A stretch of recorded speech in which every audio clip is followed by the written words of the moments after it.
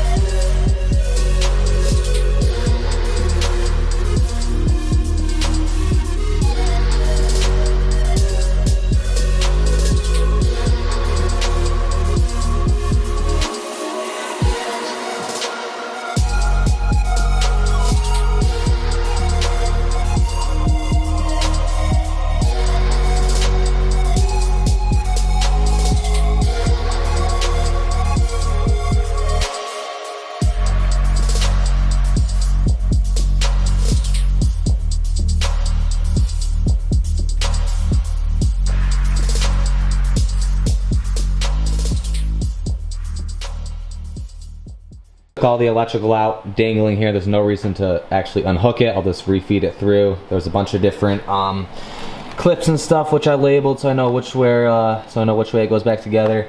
And for the most part, it's pretty straightforward. There's just a lot more electrical than most pit bikes with the fuel injection and all that. But now I got to go through on the frame, get all these little rubber grommets and stuff off, take a couple pieces off, and then tomorrow bring it to powder coat and get everything coated up. Take a few things off the swing arm, and then there's really not too much to go through. Take apart all the brakes, getting the hubs coated, a couple other little things coated. Pretty much got to tear all this little stuff apart and lay it all out so I can get it back together, have it somewhat organized here. So whew, it's brisk. All right, we're starting out today, going to the powder coat guy, pick up the 110 stuff. It's finally coated. He did it super fast. Huge shout out to Rock Coatings. I'll put his Instagram on the screen right here. Give him a follow. He's helping me out getting everything coated for my 110, the RM stuff, and anything else. I've gone to him for the past like couple bike builds. So if you guys need anything coated in the Rochester area, hit him up. He'll help you out. I'll head there, pick the stuff up, and we'll check it out, see how it is, and then we'll get this 110 built back up. Of course, we gotta roll up, get a coffee to start the day at 2 p.m. Third coffee for the day. Good morning, what can I get for you? Hi, can I get a medium double with caramel and a shot of espresso, please? Donut? A what? Thank you. Thank you. Have a good one. All right, now we're good to go. Coffee, donut, ready to head out. All right, so we just got everything back in the garage from powder coat. Give you a little run over on what we did here. So pretty much just coated everything black, wheels black, everything, and then just the triple clamps and little couple pieces red. Then obviously frame black, swing arm black. Did a nice little close-up shot. The stuff came out really good. So I guess we'll run the time lapse and get this thing built up.